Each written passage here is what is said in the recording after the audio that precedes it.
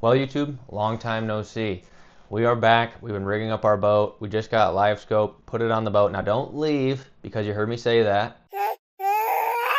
We got weights and fit! Live scope is a tool, but today's video we are not talking about live scope. We're going to be talking about mapping, how to read your mapping. Mapping is one of the most important things that you need to be able to do when you go out on the body of water, because weather conditions can change on a dime, water temperatures can change on a dime. There's a lot of variables that go into play, and you need to be able to look at your mapping, decide what area those fish are going to be in, rather than just putting your live scope down, putting your head down and chasing those fish around like I see a lot of kids do. That's great and all, but you need to have that basic skill set of reading, mapping, being able to locate where those fish are going to be, rather than wasting 2 hours looking at your live scope chasing these fish around. So in today's video, we're going to cover things like high spots, saddles, points, ledges, drop-offs, so on and so forth.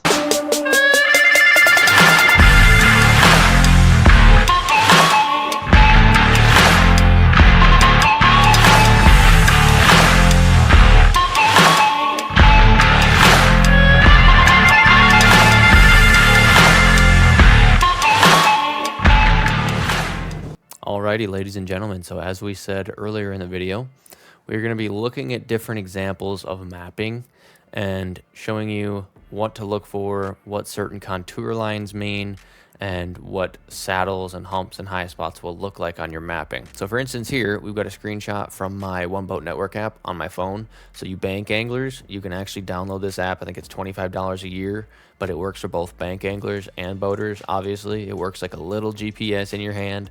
So instead of going out and having to spend $1,500 on an actual unit, you can just download the One Boat Network app, make an account, completely free to make the account, and then you'll have all your mapping regardless of what region you're in, and you can look at the bank near where you're fishing, or you can look at other lakes that you might want to fish at, and you can see contour lines. So basically, to start off, what contour lines are all these little black lines, and they're usually going to be in 1 foot increments. Now on this example, there's not numbers. Obviously on most fish finders you're going to have numbers. So let's say this was like 18 foot out here, this would be 17, 16, 15, 14, 13, 12, 11, 10, so on and so forth. So the closer your contour lines are together, that's going to be the steeper a drop off is, right? And then the more vast and open and far apart these contour lines are, that's going to be more of a flat area. As you can see here, this is a high spot, and I know this is a high spot because on most fish finders you can take a depth chart, and I'll usually put red is shallow, orange is a little bit deeper, yellow is going to be like 5 to 8, and then green is going to be like 8 to 12, and then blue is going to be 12 to 20 or whatever I decide to pick. So I know that this is going to be a high spot right here, kind of in this tiny bit deeper flat, right? So this is going to be a high spot. It's got a super sharp drop off over here, super sharp drop off over here, and then there's a saddle right here. This is a saddle because it's in between 2 higher spots. So saddles are going to be really good spots for like staging areas, both before spawn and after spawn. If you think about it, a bass's life is really just ambushing food and spawning and avoiding getting eaten, obviously. But a lot of these pieces of structure are going to relate to bait fish. They're going to relate to the bass's food. They're going to relate to the bass's feeding habit. A lot of the times you're going to find bass using these depressions or low areas to stay hidden, waiting for bait fish to come off either of those points there. Depending on which way the wind is blowing is going to decipher whether that bass is positioned in the middle of the saddle, on the bottom side of this point, on the bottom side of this point. The wind is really going to affect how the bass are set up. And then as you can see here, right off the saddle is another very steep break. So this is actually somewhere I would probably target fishing. Again, because it's between 2 high spots, and then you've got that insane drop off there. So this spot could really be used pre-spawn or post-spawn, or even in the summer. It's a really good spot. So here's a little bit better example of contour lines with numbers on them. As you can see, 15, 14, 13, 12, 11, 10. So each line is a foot interval. Here we've got some examples of some wing dams. This is a wing dam. You know, when kids came up here to fish that high school tournament about 2 years ago, I think there was 94 lower units knocked off of boats, and that was because a lot of them are from the south. They don't necessarily know what a wing dam looks like on graphing. Well, this is it. This is a wing dam right here, this black line. Here's an example of a sand flat. I know this because I've fished this before. This is actually a giant sand flat, but it does have a point right here. And then this mapping right here actually isn't that accurate. On the mapping on my actual boat, this point is a lot more prominent here. And this 14 foot kind of carries out to the point right here. This is all correct, but this point should carry out into about 14 foot, as does this one. But these drains can also be very good areas for bass to hide. A lot of the times you'll have bait fish coming over these wing dams, around the tips of these wing dams, usually getting driven by current.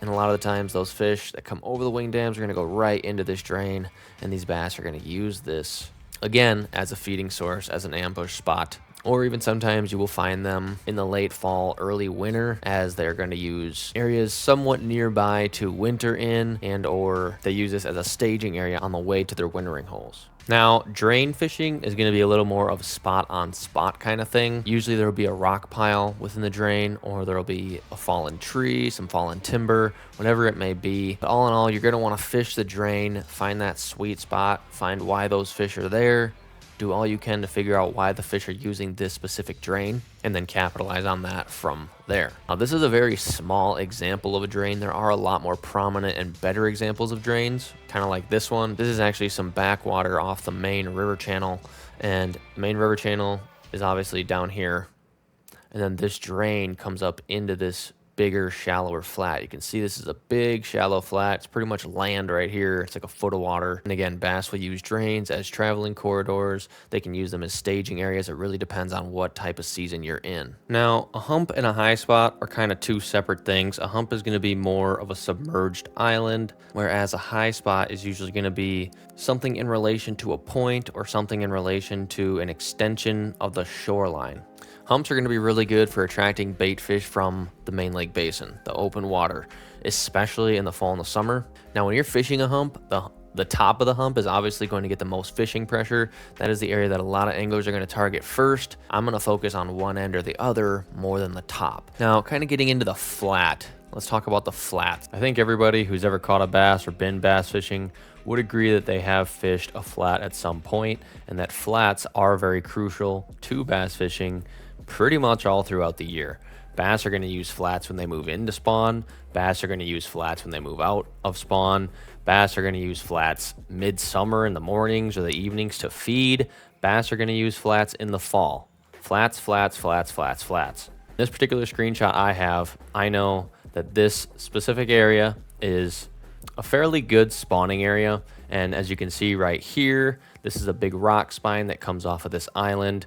A lot of times you'll find these smallmouth out off the tip of the spine, even a couple hundred yards out from the tip of that spine, especially in the summer to late fall, right before they winter. But in the springtime, they can stage on the tip of this rock spine out here, and then they can move into any one of these flats. As you can see, there's 3 different flats here. There's like an 18 to 24 foot flat, there's a 12 to 9 foot flat, and then there's about a 9 to 3 or 4 foot flat. So yes, these are different depth flats, but as you can probably guess, these smallmouth or largemouth, it doesn't have to be smallmouth, bass in general can use these flats to stage on. There might be different rock piles, there might be scattered weed beds. There, you know, it doesn't that you never really know what's on the flat until you use your down imaging, your side imaging, your 2D, whatever you can, to really get an image in your head of what that flat looks like on the bottom. And that's going to help you decide whether you need to go more shallow or whether you need to come back out. It's really going to depend on what season you're fishing, what you're noticing those fish do. Now, I really like to fish flats because, again, I can use my side imaging, I can use my down imaging, I can cover a lot of water that's pretty obvious because it's all the same. And if I know that those fish are moving into spawn, moving out of spawn, and they're going to be somewhere within this flat, in my head, all I have to do is look for the best structure that I think those fish are going to be relating to, and then maybe find a couple different targets of that same structure along the flat, and then just fish those different targets. And while you're fishing those different targets, you can kind of fan cast out on these flats because it's relatively all the same. So when you fan cast, you open up your opportunity to get bit. You might get bit in a spot you weren't expecting to get bit, and now you can pinpoint maybe a little bit different type of structure within that flat. I hope this video helps you guys understand how to read mapping a little bit better. If you like the video, hit that subscribe button, share it with a friend. It would be greatly appreciated. And thank you guys for watching. Have a great day.